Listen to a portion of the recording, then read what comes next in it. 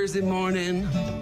You know what that means. And he's on the microphone with Brian and Gene. The morning sickness show. It's where I want to be. Strumming my guitar, soft and gently. Where bacon rules all, and Bloody Marys are tall, and Pearl Street beers chase them all.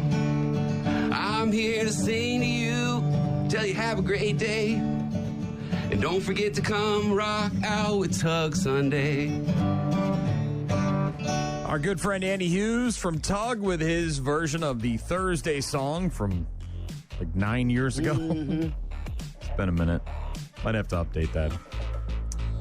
It's Rock Mornings with Brian and Gene. Cold weather continuing this morning, but warming up to about 40 today with some sunshine, so a lot of melting. And that'll continue through the weekend as we get into the 50s by Sunday and somewhere in the 60s possibly by Monday and Tuesday of next week. Man, oh man. Didn't even shovel yesterday because it's going to melt. Time changes this weekend. We spring forward, and Mother Nature really will bring that feeling with it. That extra hour of light at night, and then, mid-50s, 60s on Monday, Tuesday, Wednesday of next week. It's going to be awesome. Lots to get to this morning. It's Hypothetical Thursday, so we'll be asking each other hypothetical questions, and I think Office Cora is going to get in on the fun. Somebody that texted in last week suggested that we get Office Cora to ask us a hypothetical question. She seemed to be down for the cause when we talked to her last week. We'll do Office Cora, or we'll talk to Office Cora just after 8 o'clock. Also, we have a concert announcement coming up right around 9 o'clock this morning. Let you know who, what, when, where, why, and how. Bad news, happy music later on, the friggin' sports. Busy. Let us know what you're up to. rockmornings.com. Visit the website for all our contact info. I think it's going to be a sunny day. I think any minute here it's going to start sunrise. Listen to the show on the website, rockmornings.com, and like and subscribe to the daily podcast as well. We'll get to Falling in Reverse and some Godsmack in just a bit. Rock Mornings with Brian and Gene. More from Brian and Gene is coming up. Rock Mornings with Brian and Gene. Pope Francis, another good night in the hospital in Rome, according to the Vatican. The Holy Press Office saying in a statement, the night passed quietly, the Pope is still resting. Third week in the hospital battling bilateral pneumonia. First hospitalized on Valentine's Day at Rome's Gemelli Hospital. I'm not sure if I'm pronouncing that correctly. Probably not, but obviously Ash Wednesday, big day for the church and for the Pope. But sounds like he's still on the mend and had a quiet night. Meanwhile, the Waupun Correctional Institute had another inmate die. Wisconsin's oldest prison, 7th since 2023. Less than a year after the then warden and multiple members of his staff were charged with misconduct and felony inmate abuse. Damian Evans, 23-year-old Damian Evans, dying Tuesday at the Waupun Correctional Institution. Does not provide any details about the manner of his death. Department spokesperson did not immediately reply to a message seeking comment. Dodge County Sheriff Dale Schmidt said in an email that his agency is investigating the death but had no further information to share. Evans sentenced in 2019 to 7 years in prison for armed robbery and an additional 2 years to be served concurrently for bail jumping. Both cases were filed in Racine County. Evans now the 7th Waupun inmate to have died in custody since June of 2023.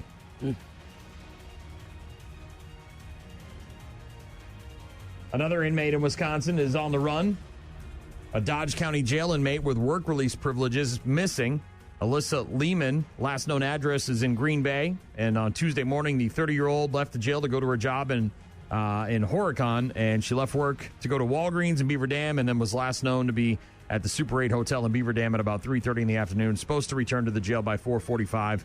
Last seen wearing a heavy gray jacket, blue jeans, white shoes, and a gray knit cap. Dodge County Sheriff's Office obviously looking for help. They have a tip line set up, and you can find out more about that online. But Dodge County jail inmate with Huber release privileges now on the run. Meanwhile, a teenager from Wisconsin arrested almost 800 miles away from the family home where his mother and stepfather were mysteriously found lying dead. As of right now, officials have not charged Nikita Kasap of Waukesha with any crime relating to their deaths. He lived in the home with his stepfather, Donald Mayer, and mother, Tatiana, were found dead on Friday of February, 28th, so that's like a week ago, last Friday. That very same day, the teenager was charged with operating a motor vehicle with the owner's without the owner's consent and a second count of theft of movable property, which was a gun. The criminal complaint, amended earlier this week, does not confirm Mayer and Tatiana Kassab's identities. The pair's relatives apparently confirmed they were found dead in various statements on local media. So I'm taken into custody, no further incident, 800 miles away from in Kansas. Around 12 hours after the bodies were found, the son was apprehended in Kansas, about 800 miles from his home in the Milwaukee suburbs after a traffic stop. Police alerted to the family's home after Meyer's mother, Judith, requested a welfare check on that Friday morning. She had not been in contact with her son in weeks, received a bunch of suspicious messages from the son's phone on February 23rd, and then, School authorities also concerned as the 17-year-old reportedly failed to show up for 2 weeks before the discovery at the home, despite having a perfect school attendance. I was just going to say, he had to have been missing from school, too. He was 17. He was still a minor and attending classes, I'm sure. Yeah. So the school also with a welfare check, obviously? Yeah. Yeah, well, when you go missing for 2 weeks, no people call, start looking nothing for you. From parents, yeah. Upstate New York, a grand jury indictment of 7 suspects in the death of Sam Nordquist, revealing new details about the kinds of torture investigators believe he endured. Nordquist, found dead in a field in upstate New York in February. Police have been subjected to said that he had been subjected to ongoing physical abuse. They did not suspect a hate crime. Nordquist is a transgender man. And over the following week, 7 adults were arrested, and the indictment includes 11 charges ranging from first-degree murder to sexual abuse to concealment of a human corpse. Originally from Red Wing, by the way. Yeah, Minnesota. Press conference earlier this week. The suspects kidnapped Nordquist after he traveled from Minnesota voluntarily and then held him captive. Said the crime was not a hate crime, and it was so much bigger than that. Sam deserves to have his story told in full. He was beaten, assaulted, sexually assaulted, starved, and held captive. We cannot reduce this to a hate crime charge alone. That group of people, huh? Nordquist's family said that he had bought a round-trip plane ticket from Minnesota to New York in September after he met a woman online in July. Nordquist was due to fly back in October, but never got on the plane, according to his family. His sister, Kayla, said the family reported him missing early in February after they were unable to get a hold of him. Appeared his phone was off.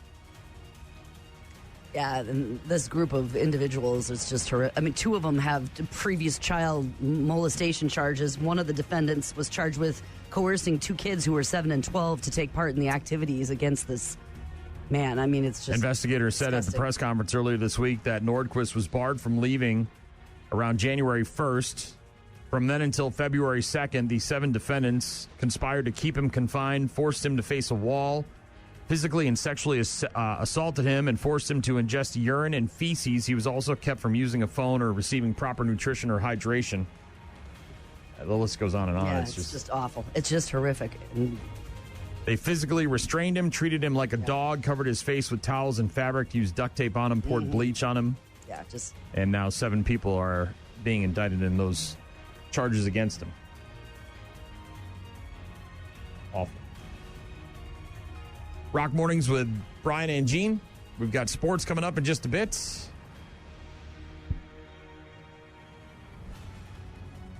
Hit up the website if you got to get in touch with us, need our contact info. You can also listen to the show live there. Hypothetical Thursday, we'll get to that later on. Office Cora going to join us. Right now it is Falling in Reverse. Rock Mornings with Brian and Gene. Find them online at rockmornings.com. Godsmack with Keep Away on Rock Mornings with Brian and Gene. Beautiful start to your morning. Sunshine, a lot different than yesterday morning, that's for sure. Yeah. People will be in a good mood today. We've got warm weather on the way. Yeah, not going to be all that great today or tomorrow, but it is going to get up near 50 on Saturday and into the 50s on Sunday, and then maybe up near 60 or 70 on Monday and Tuesday of next week, so it's not going to be too bad. And with the time change being later at night, people are going to be out walking around. You can bet they're going to be out doing stuff when it's 60 and is light in the evening, that's for sure. Giannis scoring 32 points to bring his career total to over 20,000. Damian Lillard added 34. Kevin Porter Jr. had a triple-double, and the Bucks trounced the shorthanded Dallas Mavericks 137-107 last night. Yeah, and I think the statistics obviously show that, right? You look at the defensive numbers, the scoring numbers, how many different guys for this group for the run that they are on. This is when it matters. They're getting it done. A season high in points here tonight. A milestone for Giannis Antetokounmpo, 20,000 career points, and another Deer dub. Another Deer dub. The Bucks have now won 4 in a row, and they're off until Saturday when they welcome in Orlando at 7 p.m. Giannis now has 20,010 career points, becoming the 52nd player in NBA history to go over 20,000. The only players to get the 20,000 mark at a younger age than Giannis were LeBron, Kevin Durant, Kobe Bryant, Wilt Chamberlain, and Michael Jordan. That is some rarefied air. That is elite.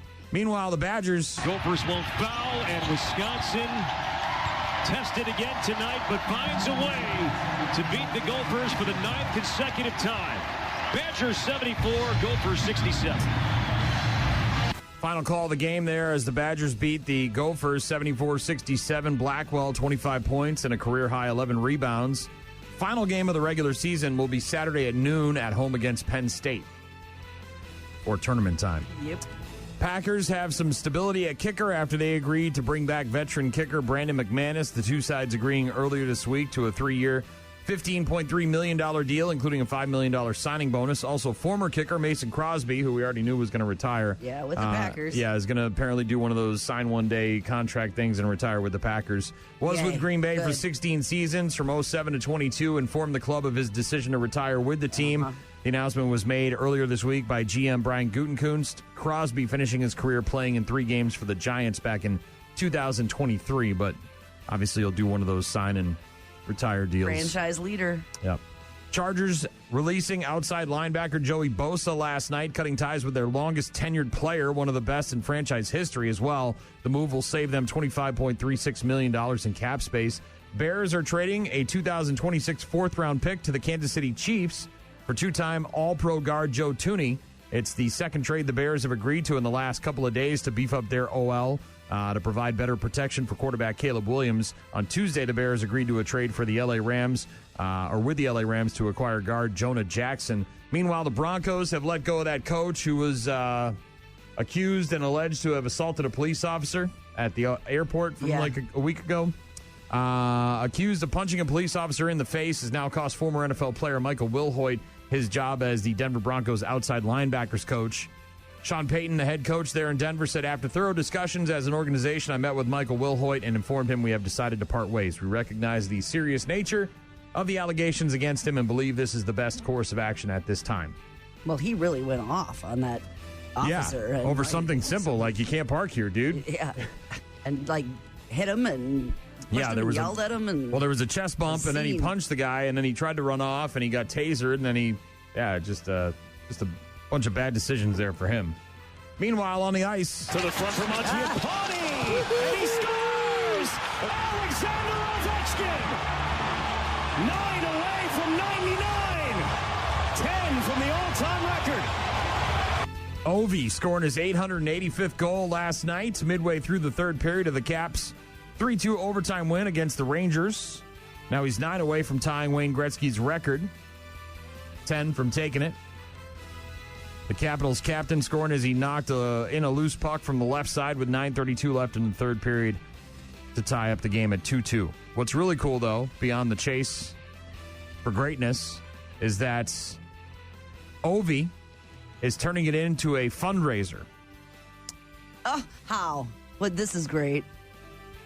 Starting yesterday, every goal, including the one last night, that Ovechkin scores in the Quest, the rest of the way for his career, and for the rest of his career, by the way, not just up until he reaches Gretzky, will raise funds towards pediatric cancer research. Ovechkin partnering up with Hockey Fights Cancer and the V Foundation for Cancer Research to launch the Great Chase for Victory Over Cancer, a campaign inspired by the Capitals captain's pursuit of Gretzky's NHL record of 894 goals.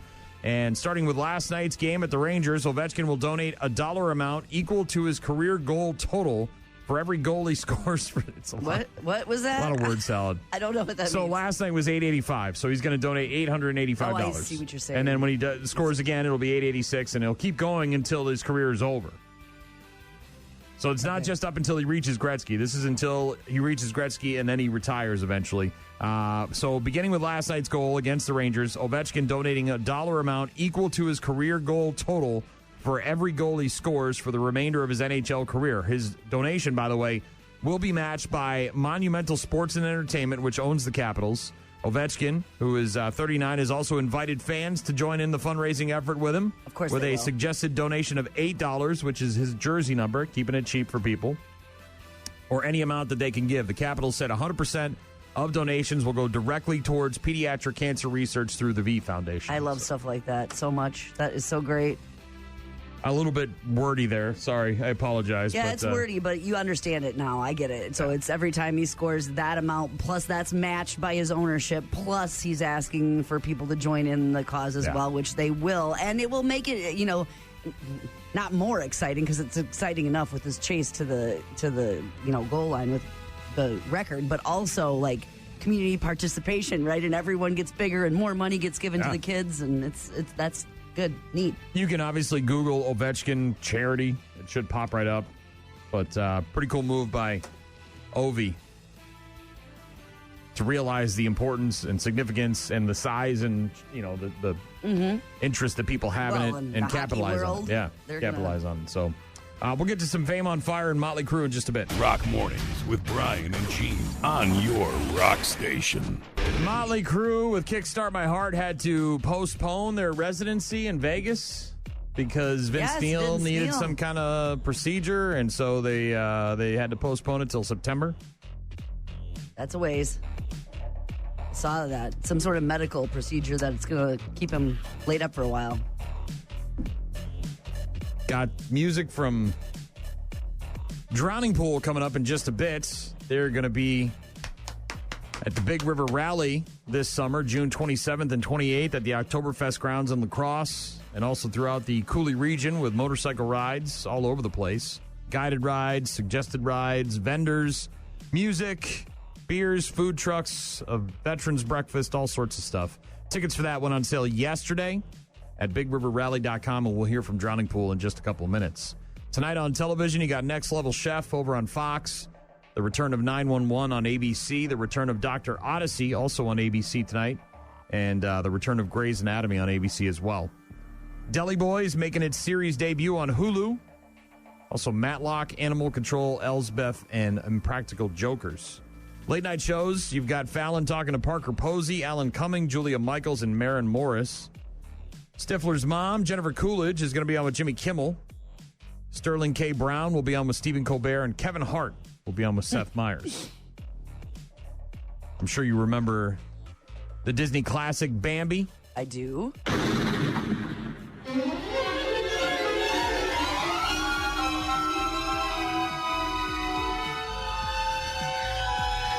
made it. We made it, Mother. Well, you made it. While that, much like Winnie the Pooh, has become is this a has horror become movie? open to the public, intellectual property. And much like Winnie the Pooh, they're turning it into a horror movie, and the trailer for Bambi: The Reckoning just dropped yesterday. We're visiting his dad's family. The plan is to draw it out of the shadows. You're bringing it here. It's perfectly safe.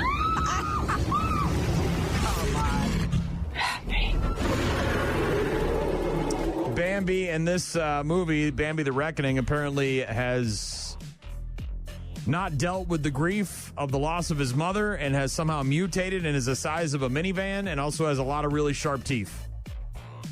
Embarks on a deadly rampage through the woods, seeking revenge, throws cars into the air with his giant antlers, charges into country homes and chases after holiday families and caravans, decapitations right there in the trailer. Maulings, lots of blood. This is definitely not the movie you want to take your kids to. After a mother and son get in a car wreck, they soon become hunted by Bambi, a mutated, grief-stricken deer on a deadly rampage seeking revenge for the death of his mother. Yeah. Bambi, in this standalone movie, Bambi the Reckoning, which is supposed to hit theaters and streaming platforms sometime this summer, will then join Jagged Edge's low-budget horror crossover film, Pooniverse, Monsters Assemble, alongside Winnie, Peter Pan, Tinkerbell, Tigger, Piglet, the Mad Hatter, Sleeping Beauty, and more. So this company obviously is picking up all these intellectual properties and making horror movies, and people are eating it up, man. They wouldn't be making them if they weren't making money. Dude, I don't know. That Cocaine Bear was good entertainment for me. That one had nothing to do with this one. I know, but that silliness of that, the horror movie of just the ridiculous, was good for me. Dawson's Creek hasn't been on TV in, 20 years? Mm-hmm. Maybe then some. Well, Joey Potter's house from Dawson's Creek is now being auctioned off. Starting bid a mere $29,000. $29,000? As of last night, the bidding had only risen to $30,000, so it sounds like it's going to go for cheap. The house is in Wilmington, North Carolina, but if you buy it, you can't move into it right away. You first have to move it, the entire house. You got to pick it up with a crane, put it on a trailer, and move it somewhere. That's why. It's a personal property auction, meaning the house itself is for sale, but the land that it sits on is not for sale.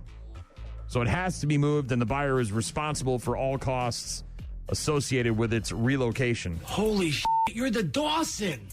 James Vanderbeek. And what's up with Pacey stealing Joey away from you? If I was you, I would have drowned his ass in the creek and shit. You actually watched that show? Yeah, for Joey, man. She is too fine. I was going to say, a $30,000 house, anybody's going to grab that up, but not if you have to necessarily pick it up and actually not if you got to move it. Not if you got to move it. It's a charming home, but it's got to go. In other entertainment news, it sounds like David Duchovny, star of The X-Files, is going to host a series on history based on real X-Files. So, like a mysterious... It's called Secrets Declassified. So, yeah. This could be good. Duchovny's not only going to host it, but he's also going to produce it. A real-life X-Files series coming to the History Channel.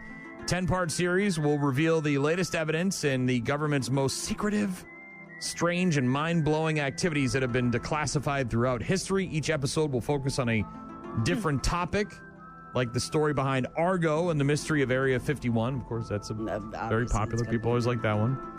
David Duchovny says, quote, "I've always been drawn to explorations of the more complicated aspects of our lives, leaning into conversations that dig below the surface and unlock a more interesting story. This series proves that secrets can be uncovered and mysteries can still be unraveled." No word yet when it'll premiere, but it'll be on the History Channel. Doesn't sound bad. Well, they got the right guy to do it. Mm-hmm. I mean, the dude who was on X-Files. Mm-hmm. And likes that kind of stuff and looking for declassified information and more secrets. As long as it's not a total big lead up and then there's nothing, the vault. I just started re-binging Daredevil, the original series that was on Netflix. It's on Disney Plus now, so I got 8 episodes done yesterday. So you can watch the new one? In the first season, and so I've got several left in the first season, then moving on to season 2, and then eventually season 3, and then I'll be checking out the new Daredevil Reborn, which, for all intents and purposes, looks like it's getting 2 thumbs up. A lot of people loving it.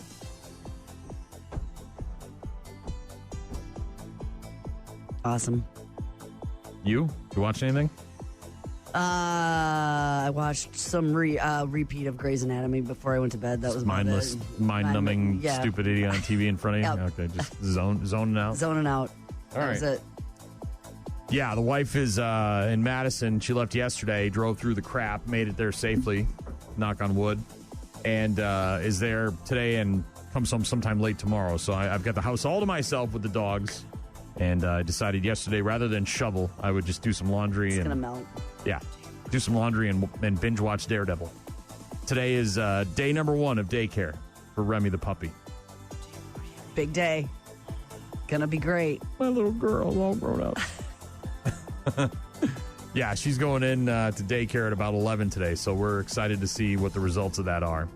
Our previous boxer, Ali, she loved it. Maggie, who we just had to put down in November, she couldn't be around other dogs. She was too defensive, just got too worked up about it. So I'm guessing that Remy will take to this like a fly on stink. Yes. So as we mentioned, Drowning Pool is coming to the La Crosse area. They're going to be at the Big River Rally June 27th to 28th, along with the Texas Hippie Coalition, Bobby Friss, and a bunch of local openers. You can check out BigRiverRally.com to buy your tickets. Tickets on sale yesterday. And to get more info on the lineup, here they are now with Feel Like I Do. Rock Mornings with Brian and Gene on your rock station. That, of course, Drowning Pool, Feel Like I Do, and that lineup back together again with Ryan McCombs joining or rejoining the band in 2023 after being gone for about a dozen years.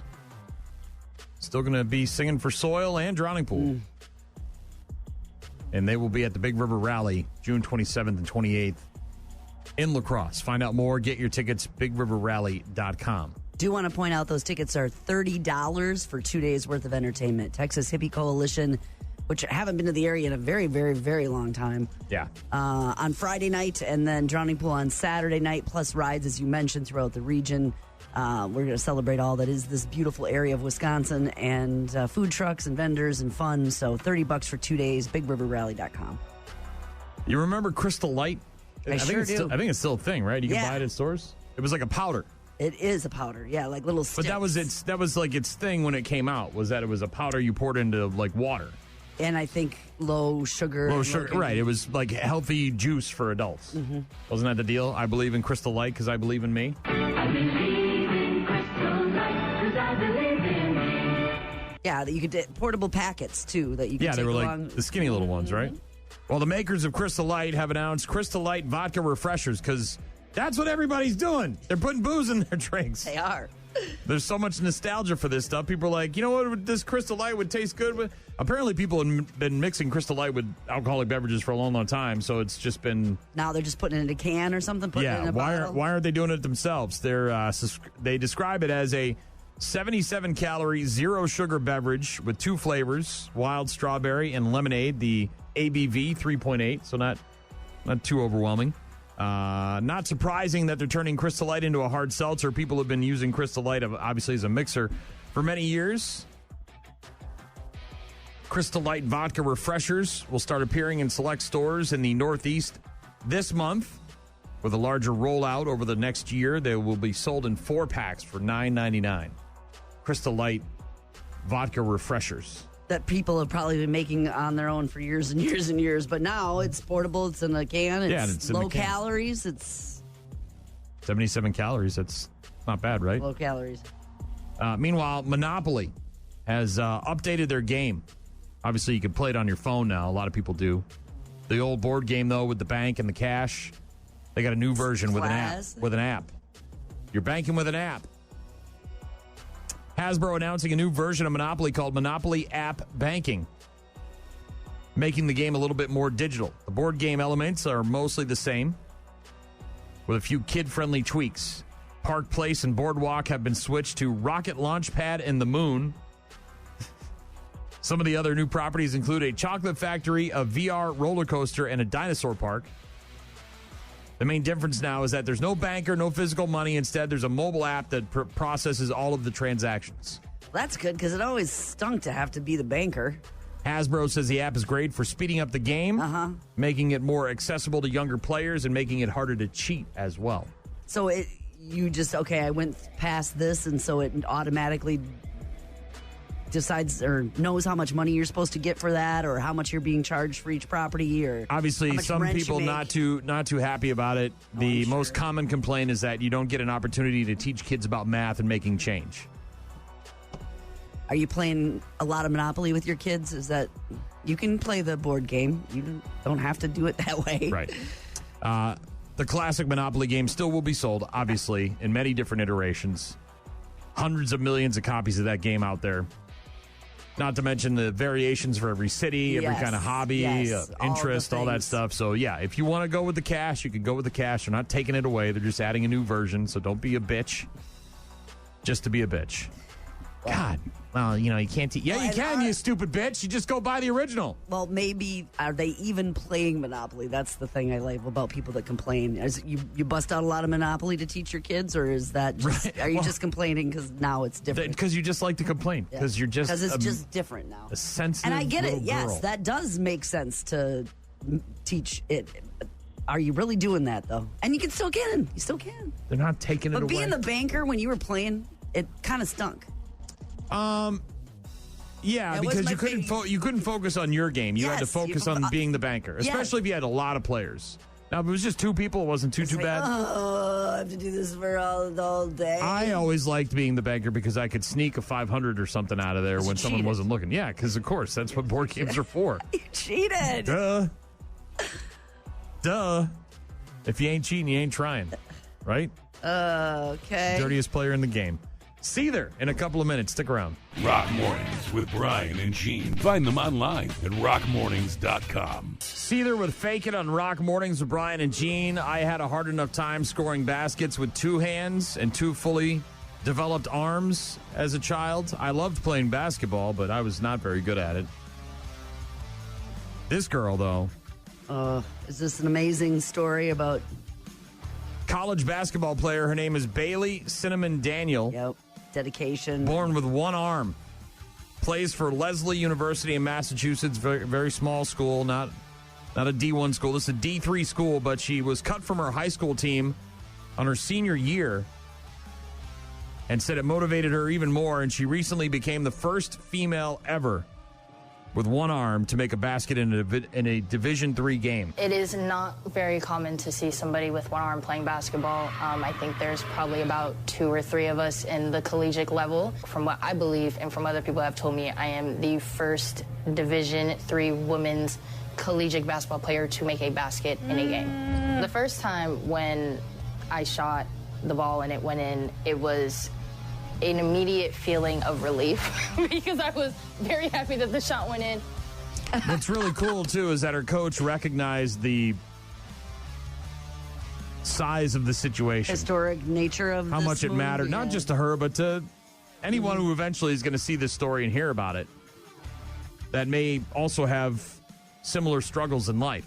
So he called a timeout and allowed her the time to soak it all in and have a few moments with her teammates to celebrate. But high school basketball coach cut her from the team her senior year after she had already been a member of the team, right? Was good enough to make the team, or was it a sympathy? Who does that? Or was it a sympathy pick, right? Bailey Cinnamon Daniel refused to let that rejection or the fact that she was born with just one arm end her dream of playing basketball. So she moved on. 22-year-old guard at Lesley University in Cambridge, Mass. Now the first NCAA Division III women's basketball player with one arm to score in a collegiate game. Rather immediately, her coach, Martin Rather, calling a timeout to mark the moment. He said, "My first thought was, that's history, and we need to take a second to pause and celebrate it." Everybody swarmed Bailey, giving her high fives, celebrating her. She's from Virginia. A lot of issues throughout her life, obviously having only one arm. Said, "I had played for my high school for about 3 years. In my senior year, when I tried out again, as I always did, I got cut. And the coach basically told me that I wasn't needed on the team." That coach that let her score and have that moment and make history should call that other coach. Send the video. Yeah. Tag him on socials. Pretty cool. Bailey Cinnamon Daniel, Lesley College there in Massachusetts, scoring with only one arm. Good for her. Mm-hmm. It's Rock Mornings with Brian and Gene. Hypothetical Thursday will get underway next. I will ask Gene first this week my hypothetical question, see how she answers, and then it'll be your turn. And then we'll see if Office Cora has got a hypothetical question for the two of us just after 8 o'clock. Okay? Got it. You got one? Did you do your homework? I did. All right. It's Thursday. Gene's hypothetical question is coming up in just a couple of minutes. Also, some Jerry Cantrell and Pearl Jam on the way. Rock Mornings with Brian and Gene. Start your day with Rock Mornings. The sun is shining, and most of this snow and ice is going to be out of here relatively quickly. 41-ish today, 39-ish tomorrow, and then up into the 50s this weekend, up near 60. There you go. Monday and Tuesday. There you go. That might be motorcycle weather. Because 60. the rain has come and washed the sand out. They put salt down yesterday, though. You all right over there? Jesus Christ. Not really. It's broke. You and computers and technology, man. Are we going to have an issue today? Oh, charging. All right. It was the plug-in. All right. Hypothetical Thursday, asking each other hypothetical questions to see what our answers would be. I'll go first this week. Are you ready? I think so. All right. It's another kind of who'd you rather. Okay. No. Who'd you rather? Given the choice, Yeah. would you rather know how you're going to die I hate these questions. or know when you're going to die? Which one? If you could be guaranteed 100% certainty, how or when you're going to die, which one would you choose? I hate these questions. I don't like talking about this. Probably how. Really? You wouldn't want to know how much time is left in the meter? Does anybody want to know that? Yeah, hell yeah. I'd take that over how any day. Because then you have a finite amount of time. You know exactly what's going to happen. If you said to me, all right, you're going to die at the age of 55. So I got 6 years left. All right, cool. Now I know. Now I know I've got 6 years, and anything that I have ever wanted to do, bucket list, all that crap, I got 6 years to do that. To pack it in? How I'm going to die, whatever. Maybe. That'll happen when you die. Well, I recognize that. But I would take when. I just hate that whole concept. Really? Why would you choose how over when? I don't know, because the when is scary. Because what if it's like tonight? I don't got much time. Well, again, it gives you a little bit more perspective on what's important, right? Let's say it is 5 years from now. You quit your job. You do as much as you can with your family and your loved ones. Maybe you learn that skill that you always wanted to learn. You do the scary thing you always thought about doing but never did. Jump out of a plane, swim with sharks, whatever it is. Because you know those things aren't going to kill you.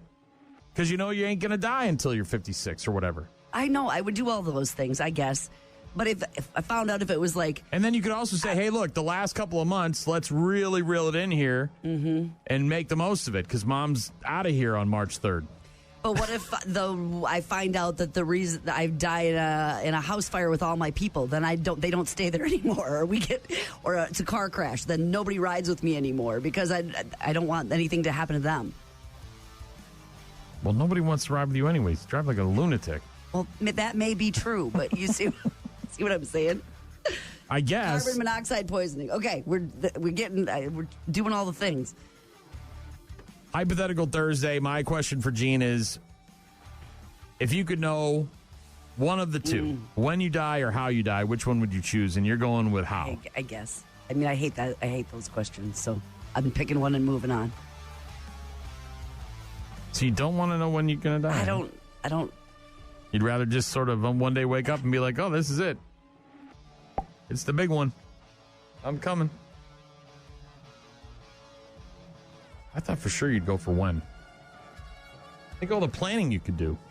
All the lists you could write. A lot of lists. Yeah. I mean, you could list it out. I could. To the day. And you could list every hour if you wanted to. All that scribbly handwriting of yours, you could list it up. You could make a spreadsheet, have Corey Moran work on that for you. A whiteboard. Oh, God. Moving things around with magnets and stuff, all that stuff. You could get those ones with the Velcro, where you're moving around, this, that, and the other thing. You can get color-coded. Color-coded. Yeah. Okay, that part sounds nice. I'm just, That part sounds just workshopping it for organized. You. Thanks. Just workshopping it for you. All right, so Hypothetical Thursday, my question for Gene is, given the choice of the two, would you rather know how you die or when you die? And Gene goes with how. I would go with when. Hit up rockmornings.com for all our contact info if you want to weigh in on that. Gene will ask her hypothetical question to me a bit later on. Then we'll talk to Office Cora, see what she says. Find out what her hypothetical question is for the two of us. And we have a concert announcement coming up. Yeah, and we got a concert announcement a bit later on, so stick around for that. Also, sports in a few minutes. Right now, it's Jerry Cantrell. Rock Mornings with Brian and Gene. Find the daily podcast at rockmornings.com. Jeremy on Rock Mornings with Brian and Gene. You got the Bucks beating Dallas last night, 137 to 107. Bucks have won 4 in a row. They're off till Saturday when they welcome in Orlando. That game at 7 p.m.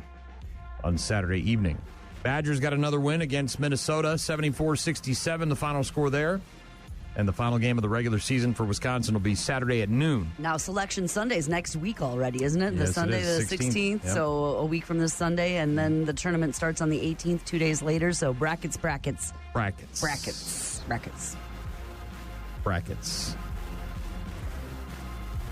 The 2026 FIFA Men's World Cup final, the last game. In the United States will break with tradition and have a Super Bowl-style halftime show, said FIFA President Gianni Infantino. MetLife Stadium in New Jersey, which will be known as New York, New Jersey Stadium during the tournament, was announced in February 2024 as a venue that will stage the World Cup final on July 19th of next year, 2026. No details have been given by FIFA or Infantino about whether the World Cup final will have an extended halftime interval to accommodate the show. Did say that Coldplay will apparently help advise FIFA to produce the show.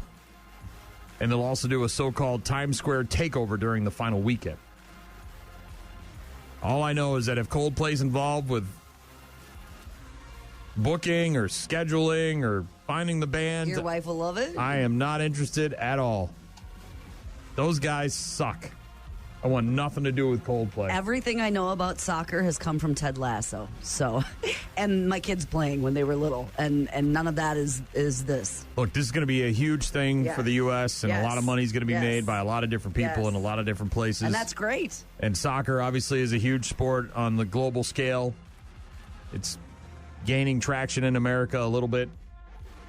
Yeah, I couldn't. When I went to London and saw our friend rock listener Carl, I mean, just him and his son speaking about. I mean, like everyone in Europe is affiliated with soccer. Everyone, their coaches, their players play it. Every town has their own stadium. It's but I just ingrained into their everything, and their everything. But apparently they're going to do a halftime show, much like the Super Bowl for the World Cup. I guess it makes sense. Final, July 19th, 2026. And Coldplay is somehow involved. Ugh. Look at the stars. See how they shine for you. Oh, wow. Yeah, that's how bad it is when you listen to Coldplay. It's bad. It's terrible. I don't want them anywhere near my halftime show. Ugh. I used to run the world. Nope.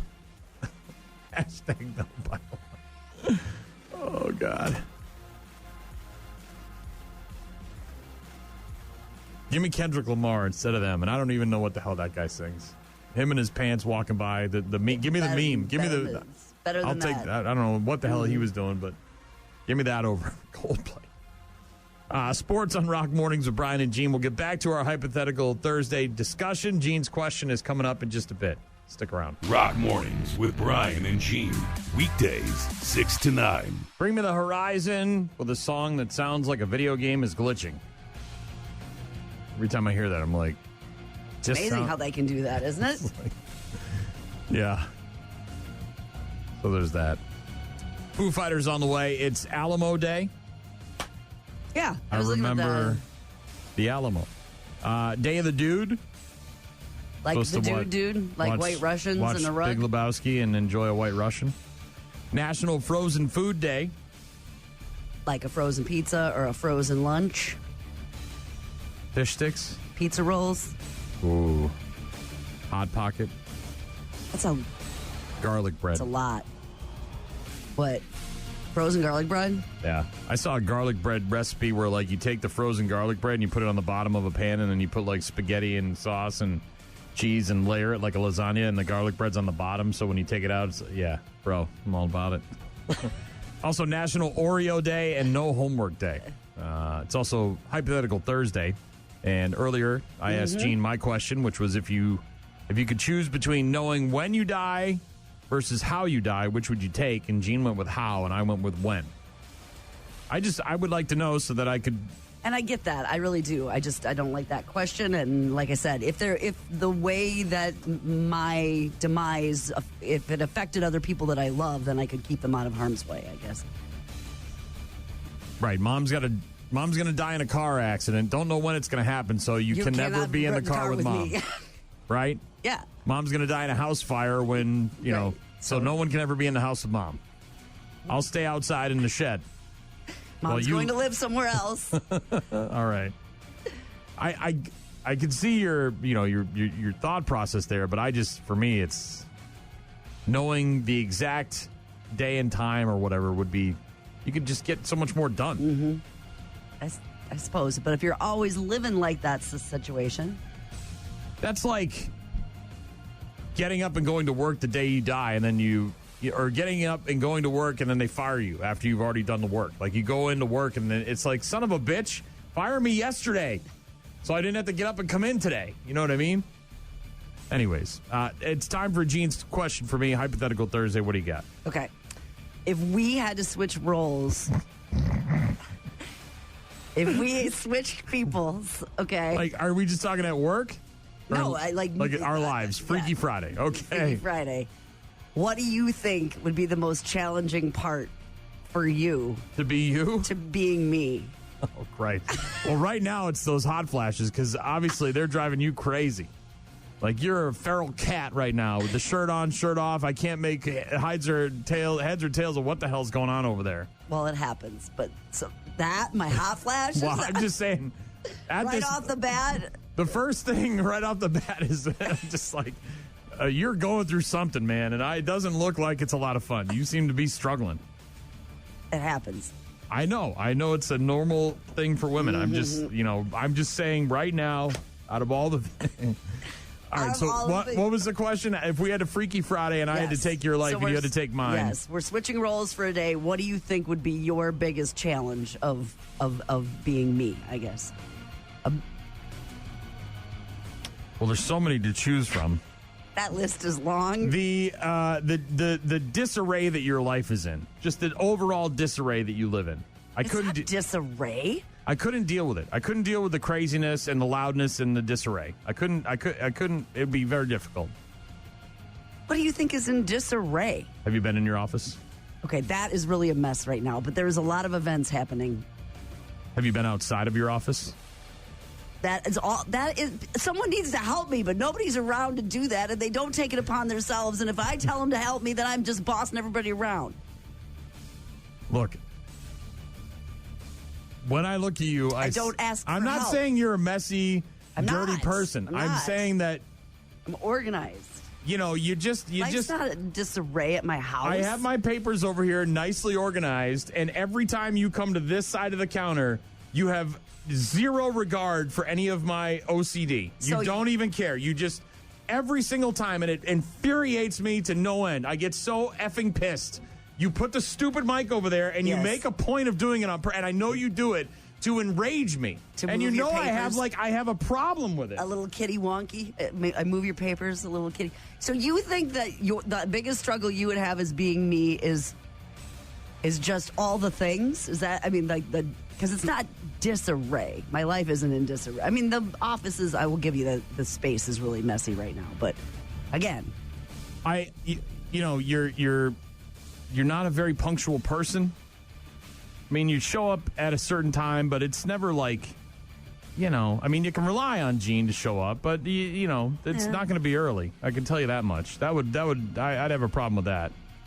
The fact that but it would be me and your body, right? I'd still be me. I'd still be. Yes, you'd have all of your. All right, so then I would be early. See, I wouldn't have a problem with that because I'd show up on time. You could count on me to be there early. 20 minutes, half hour, 4 hours, whatever. I'll be there. You don't have to worry about that guy. That guy's always going to be there on time. God. All right. Okay. You wander around the grocery store like a lunatic. Yeah, there's that. Sure. You don't have any sort of I have a list and a mission, and the list is even in order of the grocery store. I also have a way I pack my groceries onto the conveyor belt. So it's not like it's just I'm just doing this all over the place, flailing around at life. There's order. If I had to, is it permanent? It's one day. All right, one day, and I had to. The thing that would the number one thing would be being in a woman's body. Obviously, I mean, like, what the hell's going on with you? What's your problem? Figure it out. Get your stuff together. There's a lot of pieces. There's a lot of pieces. I could not deal with your meetings. I was waiting for that one. I thought that was good. I thought. Well, because if it's one day, I mean, like, I can get through the meetings in one day. I have sat through so many stupid meetings that are just useless and pointless to me that I thought it was going to be meetings, or I thought it'd be the amount of people that rely on you, like having to be responsible to a bunch of other people. Well, I don't. Versus you. Well, you got kids, whatever. All that. They got a dad too. They can deal with. He can deal with it. Whatever. So for that 24 hours. Spa day. Yeah, right. Well, if it was one day and it was work related, it would be meetings. Look, I'll admit, I don't sit through very many meetings. Maybe one a week if I'm lucky. And I hate every minute of it. I hate it. I think it's useless and pointless and dumb, and it gives me dread. The scary Sundays, the Sunday scaries, I get scary meeting, whatever the hell that is. So that's What's on that? the list. What is that? That's the top of the list. Doom meetings? You have meetings like up and down your ass all the time, and it's like, what? Nothing's getting done. So back to this disarray. Will you help me clean up this area? No, I'm not going to help you. No, please, I have to go home. My wife's out of town. I have my light treatment appointment at 9:30, and then I have to get home to my dogs, who have been in their kennels since 4:30. Next week, Monday. Will help me clean that area up? No, we have several other people. We've got like 6 people who work here. Pick one of them. I'm not doing it. I did my time picking up your mess. See, you were me. If you didn't create the mess in the first place, you wouldn't have to clean up the mess. If you were better organized, look how concise and neat my papers are over here. All right. All right. Hypothetical Thursday. Jean's question for me: if we had to switch roles for a day, I had to be Jean and she had to be me. What would be the hardest part to deal with? It would be, in a work sense, it would be all those meetings. They're what a waste of time. Or hot flashes, apparently. Yeah, and that looks miserable. I got to be honest. You know, I've known you for a long time, and you used to be fun and swinging Gene, and now it's like, hot, I don't know what the hell's going on. You're a friggin' mess. Sweatshirt on. Sweatshirt off. Leaving the studio, walking around. Oh, fresh. Times like these. Rock Mornings with Brian and Gene. Find them online at rockmornings.com. Rock Mornings with Brian and Gene. That, of course, Foo Fighters with Times Like These. Got some Metallica coming up in a bit. And Office Cora will join us. Talk about what's happening with her this weekend in the 715. Also, I believe she's going to be asking the two of us a hypothetical question for Hypothetical Thursday. I bet with the spring weather, she's going to be doing some stuff outside. It's really getting better and better. The weekend, a little bit still February, March-ish, but by Monday, Tuesday, not only will the time have changed, but we're talking about 60s. So my answer was meetings, obviously. What would your answer be if the question was posed to you? What? If we had to switch roles for a day, what would be the hardest part for you to deal with? About being you? Yeah.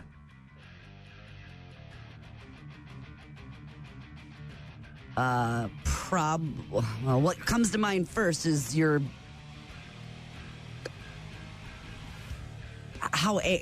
stupid angriness when you drive. It's like it stresses me out even thinking about being that angry. Yeah, but you're still you. Car. You're still you. You're missing the point here. You're not becoming me. You're you in my body, dealing with me, what I have to do for an entire day, right? That's kind of the gist of the... It is. So not dealing with, I don't have to absorb your emotions. No, you're wearing my skin as a suit. I'm not angry. I could go slow. I could drive your truck. How can you get into really it? How can you almost get into an accident several days in a row at a roundabout? How? At 4 in the morning? How? I could drive You're like the only person I know that would make you so mad too if I drove your truck in like the really slow with my blinker on and stuff. You just be blinker so does whatever. Angry. At least you're using it. You'd be angry at me. The slowness would. It would make you crazy.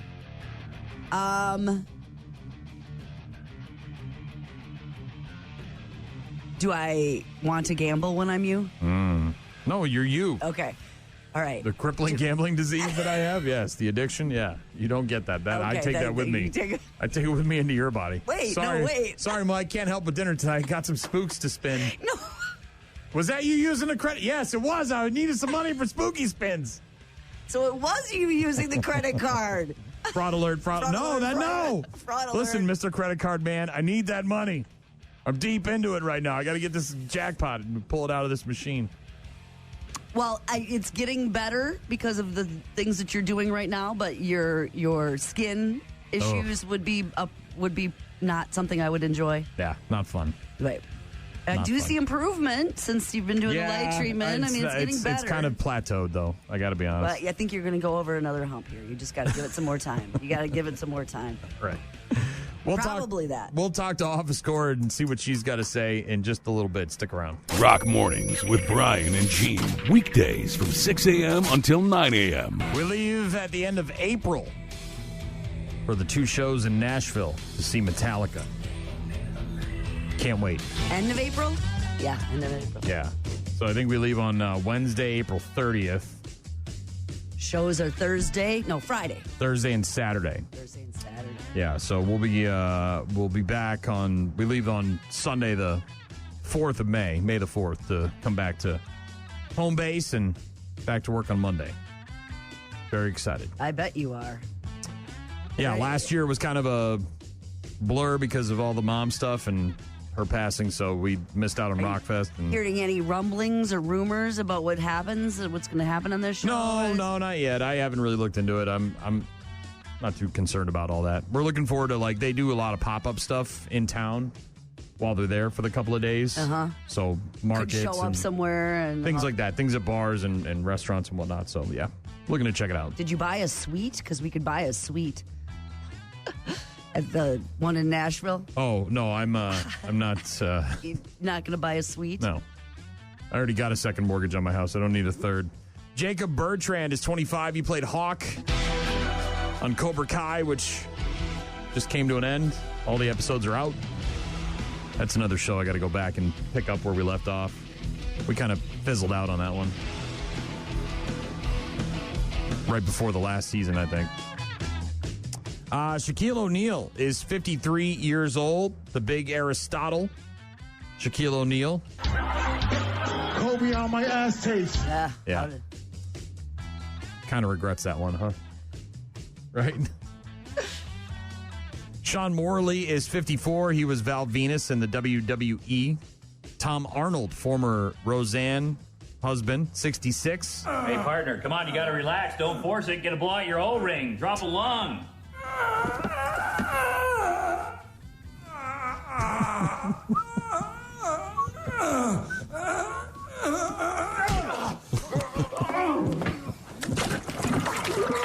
Who does number 2 work for? Who does number 2 work for? That's right, buddy. You show that turd who's boss. Tom Arnold is 66. Oh, Christ. Gets me every time. Rob Reiner, 78, directed This Is Spinal Tap. Also directed The Princess Bride, When Harry Met Sally, and A Few Good Men. Also was Meathead way back in the day on All in the Family. You are a meathead. What did you call me? A meathead. Dead from the neck up. Meathead.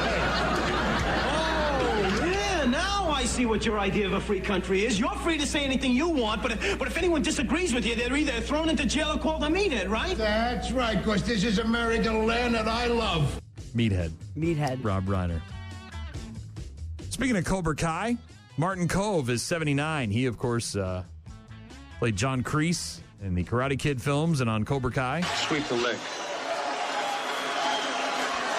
You have a problem with that? You, Sensei? No mercy. No mercy. Sweep the leg, Gene. David Gilmour of Pink Floyd, 79 as well.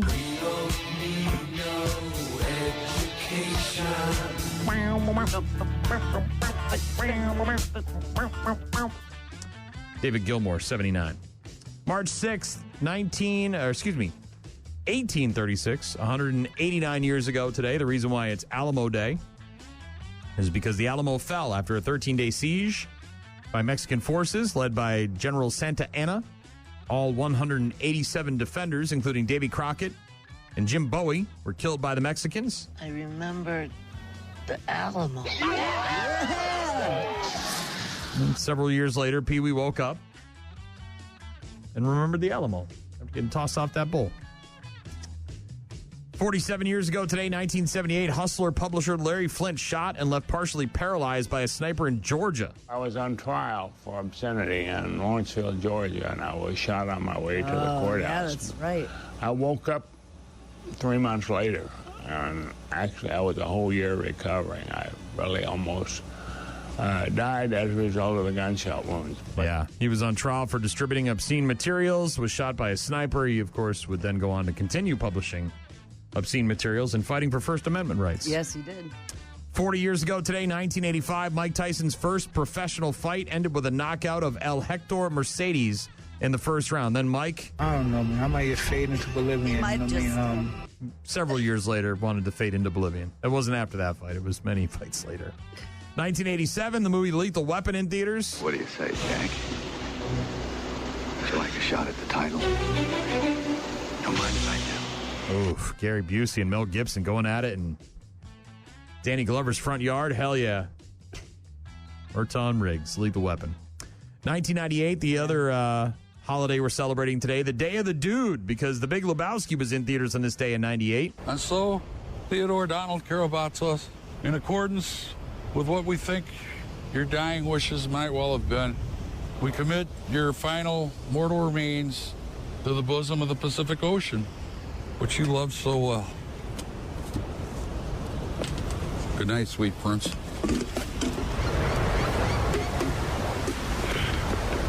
Oh, dude, I'm sorry. Damn wind. Damn it, Walter. Dude, I'm sorry. It's a travesty with you, man. I'm sorry. It was an accident. So funny. 2001, Alien Ant Farm released their second album, by far their most commercially successful album, Anthology. That was the one with the cover of Smooth Criminal. Yes, that was the big one for them. Yeah.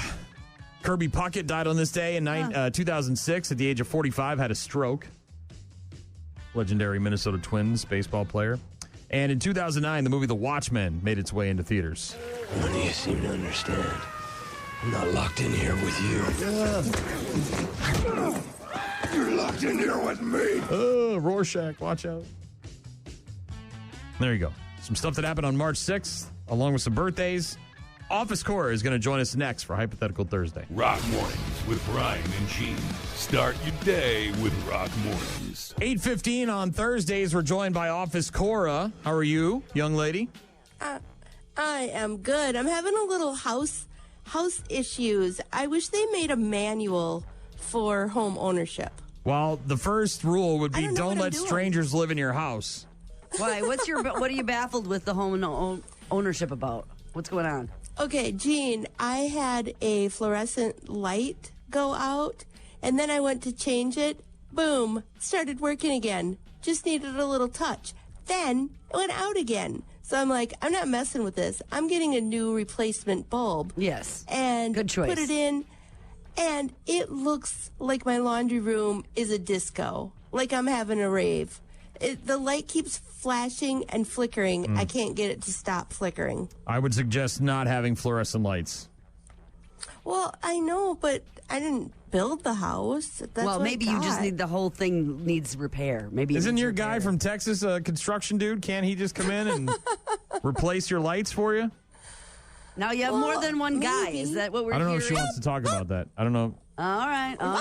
What? Let's I don't think so. let's get approval before Smoking we. something over there? That is not my life. Well, I'm just saying, your guy from Texas was handy. Isn't he a handyman? Isn't he a construction dude? Well, he is, but I mean, he doesn't live there. Yeah. Well, he doesn't have to live there to come over and change your fluorescent light bulb, right? I think you need a repair person, is what I'm saying. I think that maybe the whole thing is bad. I don't want something bad to happen to you there.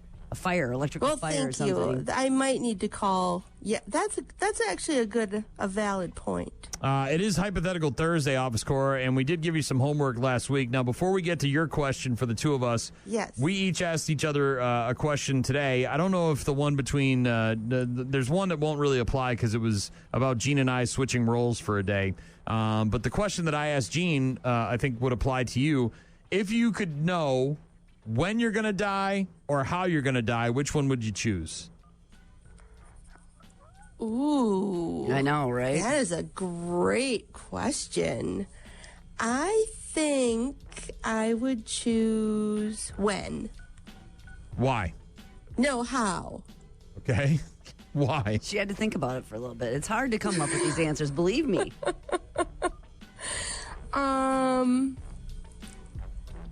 Well, maybe I wouldn't do that thing that, So if you knew how you were going to die, then you would just, like Gene, you would avoid it. Right. That seems like a good... Like if you knew you were going to die in a car accident, you would just not go into a car anymore. Exactly. Okay. I would not... Or plane crash, shark bite, whatever. Exactly. Shark bite, I would never go in the water. Yeah. Did you see the video of this dolphin that landed in this boat, like out of nowhere, just came out of the sky?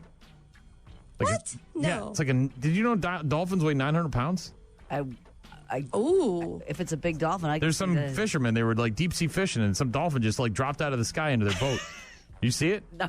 Oh my God, it's crazy. Sorry to sidetrack. Awesome. No, it wouldn't be awesome. You don't want some 900-pound angry dolphin pissed off, flopping around in your boat. Dolphins are lovable. Yeah, until they're in your boat and they're pissed off and they want to get back in the ocean. No, thank you. That's true. There could be some flopping around. That's what she said. So Office Cora and Gene both going with how you would die rather than when you would die. Yes. And do you have a question for the two of us? Yes. Okay. If you could visit any time period in history, Oh, which would you choose? Can I And bring what would you guns? do there? Can I bring guns with me? And do I get to come back? Yes. You're just visiting. Like, I would pick the Roaring 20s just because I would flapper my way through jazz clubs and dance the Charleston. Can we bring anything back with us? No. Everything has to stay there.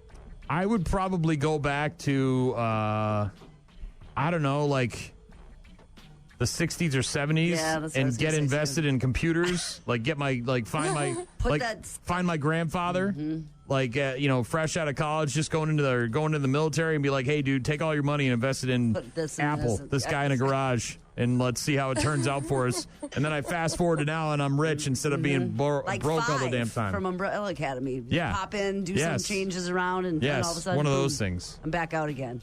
Can I kill Hitler? I guess, but you already picked your choice. I'm workshopping it. I'm workshopping it. Here. You can't just throw something. You know what? I'm going back. I want to see the dinosaurs. I want to see them. You're going to the dinosaurs? I want to visually see dinosaurs. Like to know and that they have feathers. I believe they exist. I'm not a tinfoil hat guy. They have to, right? There's bones. I mean, like, come on, man. Right. There's bones. I want to see them. Walking around. And see what the Earth looked like. Can you imagine how crazy? I mean, we're talking eons ago. Yes. Like, it's completely different look, texture, shape, color, all that stuff. Caveman stuff, kind of. I don't know about stuff running like a caveman because they'll just kill you. They don't. Very they don't. tall and Can I bring a gun? Yes, I will allow that. All right, then I'm bringing a gun and I'm going to dinosaur land. I'm not letting you bring ammunition, though. Oh, well, that's stupid. What the hell's the gun? What, throw it at you? Make pew, pew, pew noises? Pew, pew, pew. What the hell is a gun without ammunition? Yeah, that's not going to do saying, I got the rules. It's like trying to stab someone with a spoon. Good luck with that. Yeah. No, I'm not going back to then if I can't have ammunition. You're not doing that. And then I'm going back to the computer thing. Making my family rich. That was really smart. I think that's what we're going to do. We're going to go back, tell them some secrets, invest. Then we're going to fast forward, and then all of a sudden, this life looks a whole lot different. Or you bring back all the sports stuff and start hammering those bets. So you find all the cards. Yes. like Biff when he comes back with the guide. You know what I mean? Uh-huh. Gene? I like it.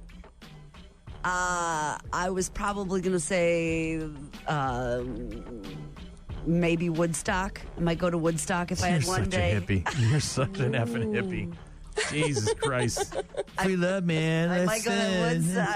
That'd be something to see, wouldn't it? That would be awesome. You know, it's one day. I mean, one day to experience something. That'd be good. Look at you dance. That'd be Christ. awesome. I knew you would say something I'd hate. I knew it. Bunch of dirty-ass chicks with hairy armpits. Dancing around, stinking up the joint. Free cabbage. Come over and get some free cabbage that I locally sourced out of the back of my stinky van. Yeah. Yeah, no thanks. I'm not eating your stinky, hairy cabbage, you Or I'd freak. go back and see something like amazing that was happening, like when we landed on the moon. You know, like being a part of like. We didn't. It was made in a studio. All right, move on, Cora. What's All going right. on with you this weekend? Cora, what's happening in the 715 this weekend? What do you got going on? Okay, I found out there is an indoor fishing contest at the VFW on Star Avenue. What? Yeah, you pay $10, and every time you buy a drink, you get a fish, and it's part of a contest, and so it depends on, they're varying weights and types of fish, and then they're giving out prizes. Speaking of the VFW on Star Ave, I am going to be there on Friday, March 21st for March Madness. Are you going to join me, Office Cora, so we can... Yes, I am. We're gonna be- That will be epic. We're going to be there from 11 until 3. I'm going to be pounding beers, watching March Madness with all of my brackets in front of me. Brackets. We're going to be giving away stuff. We're going to be buying drinks for people. We got shirts. We got Rockfest tickets. It's going to be a gas. I cannot wait. Friday the 21st of March. Friday the 21st of March, 11 a.m. until 3 p.m. We'll be at the VFW on Star Ave in Eau Claire. It's a Simpsons skip day, and Office Corps is going to be there hammering beers with me. We're going to be doing shots of Jameson. We're going to get wacky. Doing basketball and is your truck driver friend going to be there with us? Is she coming? What's her name? The one that drives truck. I like her. She's got a mouth like a sailor. Oh, me? No, the one that you're was a with truck us at the driver baseball friend. game last year. She drives truck. You can't have that many friends that drive a truck, Cora. Female truck driver. Truck drivers. There's got Mouth like a sailor. That should narrow, I don't know how much more. narrow it. Brown hair. I'm trying to narrow it down here. Good Lord, Cora. I think she drove a semi, right? Is that what she said? Office Cora, no help. Yes, I now know who you're talking about. Is she going to be there? I will invite her. All right. If she's not on the road trucking, she will be there. Now I remember. Brown hair truck driver. All right. So when is the fishing contest at the VFW? Is it tomorrow? Is it Saturday? Yep. Oh, it is Saturday from 1 to 4. Saturday from 1 to 4, a fishing contest at the VFW on Star Ave in Eau Claire. That's what's happening in the 715 this weekend, and in a couple of weeks, I will be at the VFW on Star Ave for a Simpsons skip day. Join me and Office Corps and the truck driver girl with the potty mouth. It's gonna be it's gonna be a scene, Office Corps. We're gonna be swearing, we're gonna be farting and burping and drinking. It's gonna be watching awesome. basketball, giving away prizes. I'm gonna try to win a fish while I'm there, even if they're not giving any away. Mark your calendar, Cora. I will. All right, Office Corps, thank you very much. Always a pleasure to talk to you. You are very welcome. We'll talk to her again next Thursday. Office Corps from the 715. Right now, the latest from Papa Roach. Rock Mornings with Brian and Gene. Find the daily podcast at rockmornings.com. As they say in hockey, let's do that hockey. They did that hockey. They did that hockey all night long. To the tune of 43-0. No way. That's not a real hockey score. Is. No, it's not. Yeah, parents, no, it's not. Parents are very upset. No, it's not. Yes. No. Yes. No. Yeah. Hockey? Yeah. 43? Yeah, they lit the lamp 43 times. No, they did not. A youth hockey game involving the top-ranked team in the country ended with a score of 43-0, and it has sparked a debate about who was in the wrong. This was last Wednesday. The Little Caesars 14-under AAA team demolishing the Bell Tire 14-under AAA team at the Taylor Sportsplex.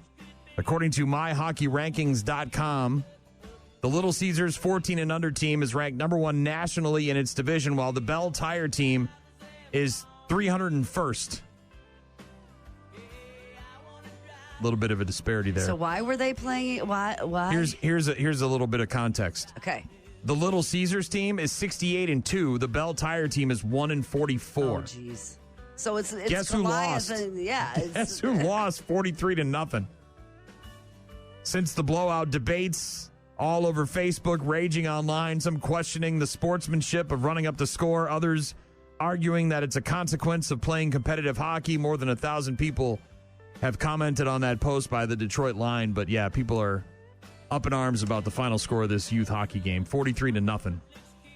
When you've got two teams that are that widely diverse in talent. That's one way to put it. Separated by a lot. It's like David and Goliath. It really is. And should they just stand at the goal and just shoot him in and shoot him in and shoot him in? I mean, how do you even score 43 points in a hockey game? By shooting 43 shots and all of them going in. Standing right there, nobody's, I mean, like literally there's no defense or anything. I mean, is that... A youth hockey game in Michigan ending 43-0 between a couple of 14 and unders. And people online not very happy about it, as they say in hockey. Let's do that hockey. Oofta. It's Rock Mornings with Brian and Gene. We'll get to bad news, happy music in just a bit. Stick around. Rock Mornings with Brian and Gene. Weekdays, 6 to 9. You're about to enter a beautiful, exciting, wonderful new world. A cockroach living in your nostril. Now that's just nasty. Add in some haven't pooped for 30 days. Poop is raining from the ceilings. Poop. And sprinkle in some hashtag Florida Man for flavor. Florida man. Florida man. Florida man. Florida man. Florida man. Florida man. Florida man quits his Burger King job, steals all of their chicken nuggets.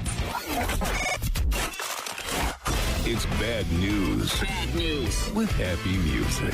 Let's rock. Want to get away? Yes. Want to go to Scotland Sure. and look for Loch Ness Monster? All right. They're hiring. We now take you to Scotland and an update on the Loch Ness Monster, full-time Nessie hunter. Day 426. Nope. Still nothing. And that's your update on the Loch Ness Monster, full-time Nessie hunter. If you're looking for a job and you're willing to move to another country, Loch Ness is hiring. You could be a skipper who drives people around in a boat looking for the Loch Ness Monster. That sounds less stressful. The Loch Ness Center is a state-of-the-art visitor attraction and research center based in the village of someplace by the lake. Drumnadra. So people are just on vacation or they're tourists and they want to see if they can see the Loch Ness, so I'm just taking them out on a boat. Yeah, just think of like the Maid of the Mist down there at Niagara Falls. You're taking them around, let's see the sights, all the whale watching, you know. Yeah. It's dedicated to the geological formation of Loch Ness and the mystery of the Loch Ness Monster. At the moment, it's hiring a skipper on a fixed-term contract. So I have to navigate the boat. The job starts March 31st, ends on November 2nd. 2 vacancies. Not quite sure what the pay is because I don't know the conversion rate.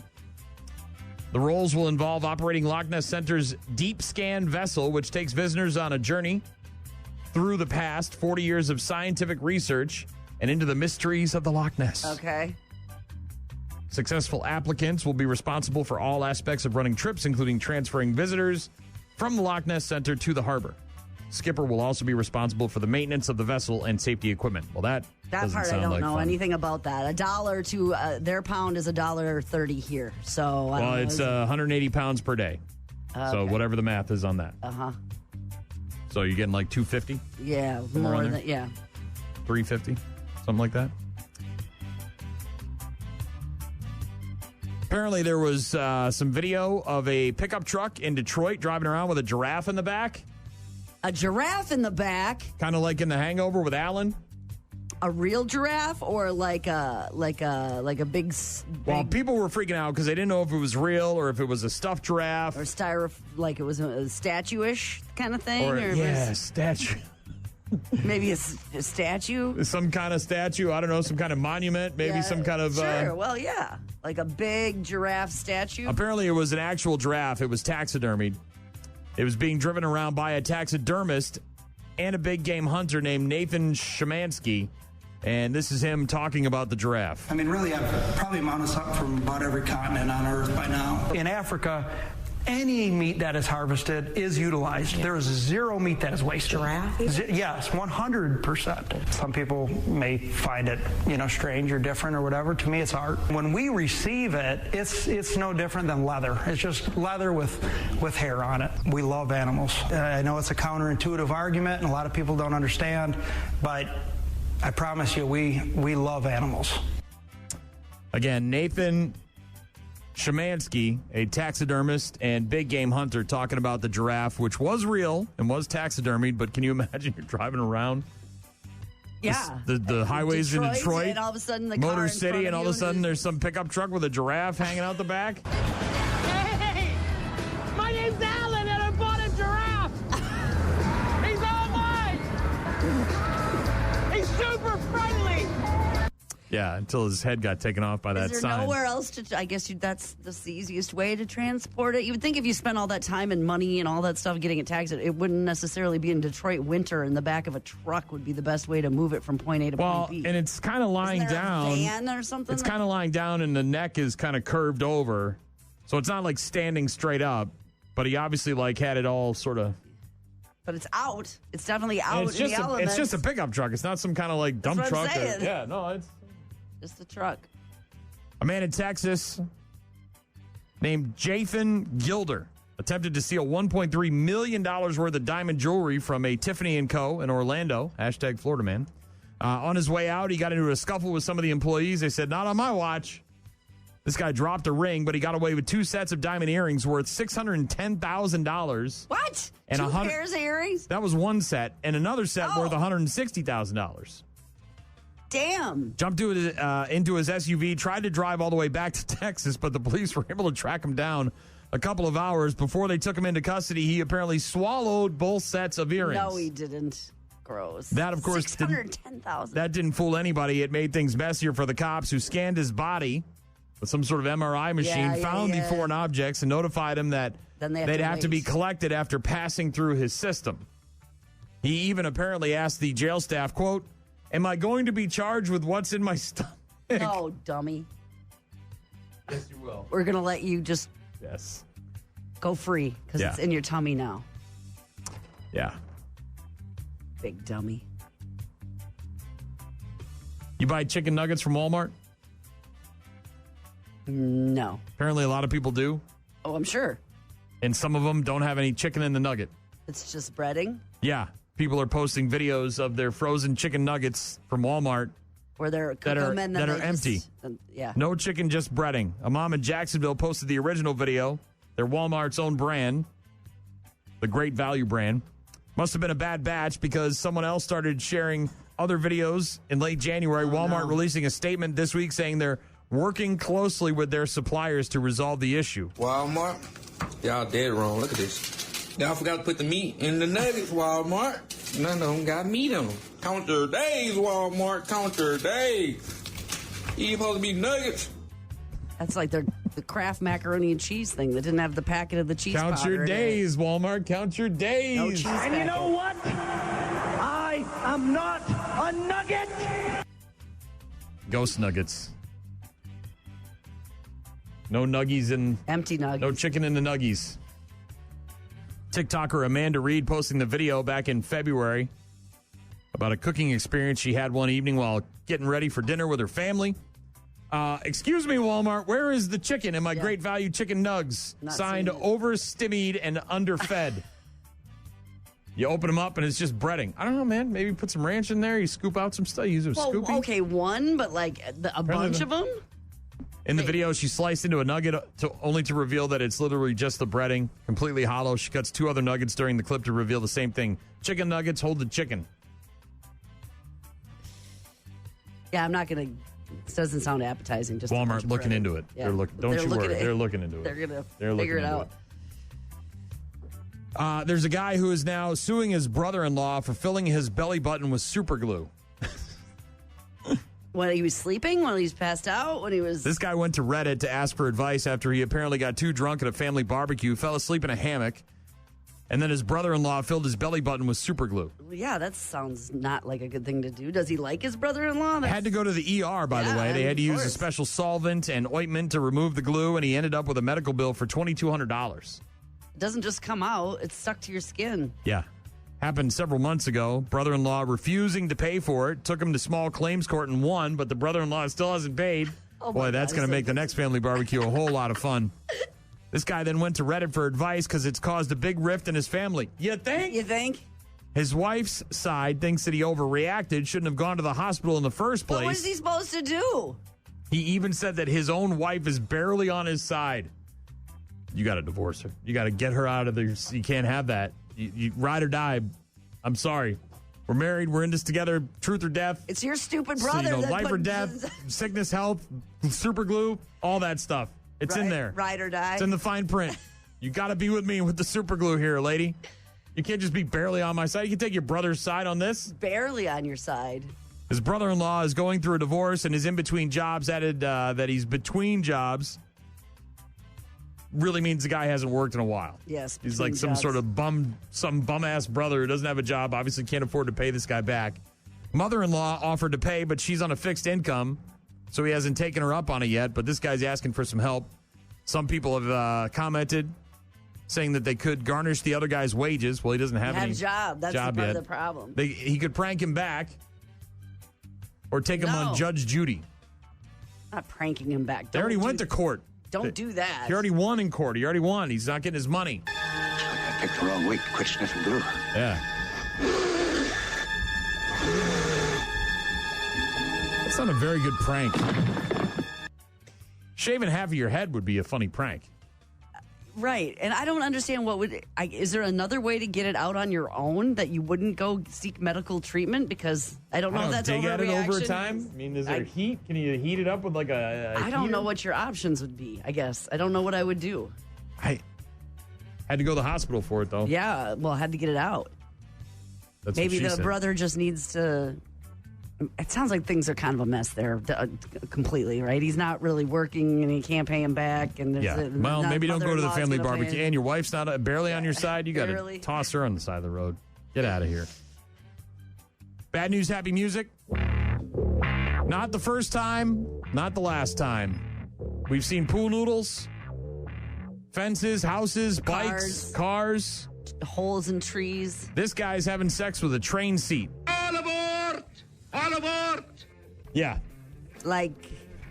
Second time in less than a year, a man is now charged with attempting to engage in a sexual act with a seat on the Metrolink in Clayton, Missouri. Is it where the seat meets the back? I don't know where it is. I don't know if I want to know where it is. Like in this What do I tell you all the time? Don't touch anything. It's covered in spooge. St. Louis County prosecutors charging D'Angelo Covington with 2 counts of misdemeanor sexual misconduct is currently confined in the county jail.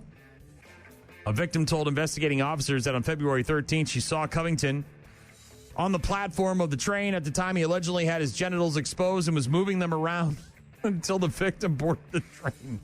Later that day, police learned that Covington boarded the train, allegedly exposing himself and attempting a sexual act for about 10 minutes with the upper bar of the train seat. Oh, so it's an upper, okay. Both of the incidents, by the way, caught on surveillance video. Ooh, there is video.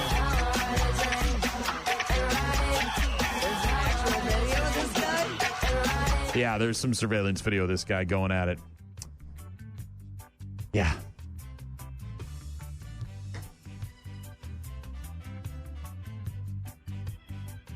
So is that okay? Is that a desire for the train seat, or is that That's just like the this opportunity guy knocks is kind of thing? They're Like probably doing it's- that with a lot of things. Yeah, that's what I'm saying. So Just it's happened not. to that day happened to He be the doesn't train. have an obsession about train seats, and I don't think it's so. a thing. And I don't think so. It's just that was an opportunity.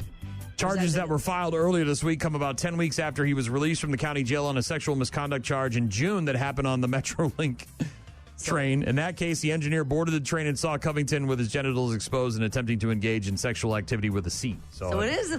He does. It's a seat. It's the bar. It's genitals. It's this guy on a train. this guy maybe staying away from trains. Maybe not so much riding the train. Maybe not so much. Last but not least, bad news, happy music. If you're going to travel somewhere, you're going to book an Airbnb at the beach. What do you expect to see when you get to the beach? Sand. Maybe a beach chair, little Beach umbrella, chair, maybe some ocean, maybe some water, little lake, umbrella, pond. probably. Yeah, of course. Maybe Well, some birds yes. flying around, seagulls. Yes. If you're going to book Shells. If you're going to book an Airbnb, let's say in a forest where there's mountains and stuff, what do you expect to see? I would see trees. Trees. Wildlife, flowers, birds. Maybe a things mountain? Like that. A mountain. If you're going to book a mountain cabin, you would expect to see a mountain? There should be a mountain somewhere. Okay, we are in Gatlinburg, Tennessee. We just checked into our cabin, and we are leaving our cabin, actually. We're going to go stay downtown Just Gatlinburg. like that Simpsons gif, you walk in, you walk out. It's way too slopey. We're not. Let's show you. This is the driveway. And for people that are in mountains, this might not be a big deal. For us who don't live in mountains, this is kind of a big deal, especially late at night. It's supposed to rain tomorrow. This scares me. The whole mountain that we have to drive through is very uphill. Mountains are uphill. What are you talking about? Are you serious? A couple on TikTok, the woman in the video named Emily, talking about how it's beautiful, but it's too slopey. Turning around the camera, showing the driveway. Let me show you what we're dealing with. Is it slopey? And then she shows the driveway, which is indeed slopey, but it's in Gatlinburg, a.k.a. the Great Smoky Mountains, you big stupid idiot. Yes. Later in the video, the girl complaining the whole mountain that we had to drive through is very uphill. Needless to say, they took their business to downtown Gatlinburg where there's a hotel or something. People on the internet are ruthless. I am sure. Towards these two mouth breathers. What? They didn't. It was too uppy? Somebody said, how dare the mountains be mountains, LOL. Somebody else commented, last year I went to the beach and left after seeing all that sand and water. Someone else commenting, my brother could ride his scooter up that. I was just going to say. Someone else said, maybe try Kansas, Wyoming, something a little flatter. All I know is that the Blues Travelers were right. The mountains win again. Too slopey. Too slopey. When you book a mountain cabin on a mountain. It's way too slopey. These are the kind of people we should thump their skull. Just like you don't get to make any more decisions because Were there no descriptions about anything in the VRBO or the Airbnb? You just, oh boy. Oh boy. Bad news with happy music. We got our daily check-ins and a concert announcement coming up after Black Sabbath. Rock Mornings with Brian and Gene. Find them online at rockmornings.com. Call. Hello. Email. I tried emailing you. Text. So many ways to check in with us. Check. We rely on you guys for traffic updates, requests, and all sorts of other stuff. Check this out. Rockmornings.com is the website. Head there for all our contact info. Got a text from T-Stet. Good morning, all. I was wondering if I heard correctly that you guys were announcing a concert today, and if so, whether or not I missed the said announcement. You did not. We just did not make the announcement yet. There is some info out there on the internets already. But Maple Grove venues, West Salem, welcoming Stone Temple Pilots Saturday, June 14th. Opening acts will be announced soon. Tickets go on sale right now at mgvrockconcerts.com. That's MGV, like Maple Grove venues, rockconcerts.com. Early bird pricing is $55. That goes until the 14th, which is next Friday. After that, it's $65, and then day of, $75. They have some limited VIP opportunities, too, which I know is closer to the stage. It's a private bar. It comes with parking, all of that stuff. Ooh, upfront parking, too. Like that. In about 2 minutes, I believe those tickets will be on sale at 9 o'clock sharp. MGVrockconcerts.com is the website, and Stone Temple Pilots coming to town, West Salem, June 14th. Details online at mgvrockconcerts.com. Thank you, T-Stat, for being patient. T-Stat also said, I laughed so hard when I saw that video about the mountain cabin. It was hilarious. I hope those two don't procreate. Morons. It's very steepy. Hey, honey, want to stay at a mountain cabin? I'm sure there won't be any slopey mountains over there. Big dumb idiots. Somebody also texted in saying, I wonder if Goo Gone would have worked for that glue in that dude's belly button. I wondered about that, too, but I don't know if I'm trying a bunch of at-home things. You know what That sounds like a situation that I'm going to take to the hospital. You know? I guess I don't. And when it's happening to me, I'm not really concerned who's going to. I just want it to be cleared up. I don't know if I'm going to be like, I wonder if who doesn't have a job is ever going to be able to pay me back the medical expense. I'm just getting help. We got a text from Dean who said, going to be spreading my father's ashes this summer, and that's going to be in my head the whole time. Oh, damn it, Walter! Everything with you is a freaking tragedy, man. Apparently, they're from California, so Dana Point. Dad was in the Navy and wanted to be spread at sea, so that's awesome. And I hope it's not too windy outside. I hate to laugh, but that is a very funny scene. Mike texting in, asking if the female trucker's name was Summer. You're asking me if I remember some chick's name? Obviously, you did not. No. I do not remember. All I know is that we had a good time. Simpson skip day last year, going to the Express game, going to Ray's place, having some sandwiches, had a party bus, and there was a group of girls that were hanging out with us. Somebody was celebrating a birthday. And they were super fun, And they were a lot of fun, and the one girl had a mouth on her, and it was great. A sailor. She was like a truck driving, sailor mouth lady. I just loved it. My kind of gal. So you're going back to Eau Claire to hang out at the VFW, and that will be on the 21st, and that will be to watch basketball and do brackets and have fun. I know there's prizes people can register for. You're going to be hanging out all day there, right? 11 to 3, is that the deal? 11 to 3 at the VFW? Brackets. They're going to be March Madnessing it, giving away Rockfest tickets and all sorts of stuff. Cheryl said you need to go to Martin's Barbecue in Nashville. It's so good. Thank you, Cheryl. That is good information. Ryan, this is a great one. Ryan said, there is an obvious good thing that would happen if you two switched, though. Brian, as Gene, would be able to drop F-bombs live on air. Ryan's hilarious. You do have the ability that I don't have. One time in all of my years here, one time. You let it fly. 20-some years. You sent that thing like a rocket ship to the moon. I did. It was out of here. I did. And it was a pressure buildup. I could see it coming. And then Phil Costigan did it like a week later. And you think I'm angry, and you came in here. You talk about how I am angry when I'm driving, and that was about you driving and about people being speedy, and you were so upset, and you come in and you're just yelling and screaming and getting angrier, and your face is getting red, and then all of a sudden it culminates into you dropping the F-bomb live on the radio. It did happen that way. That's exactly. And then you worry about me. I let it all loose in the car. It all happens in the truck. It's in the confines of my vehicle. I don't carry it with me. Thanks, Ryan. I don't bring it on the radio. I don't let people know. I just deal with it right then and there. Got to let that cat out of the bag. Tiger's got to get out of the cage, Gene. You can't keep it caged up. You got problems. Duh. Go clean up your mess. No. Yes. Help me. No, never. That's a you thing, not a me thing. Have a great rest of your Thursday. We'll talk to you tomorrow.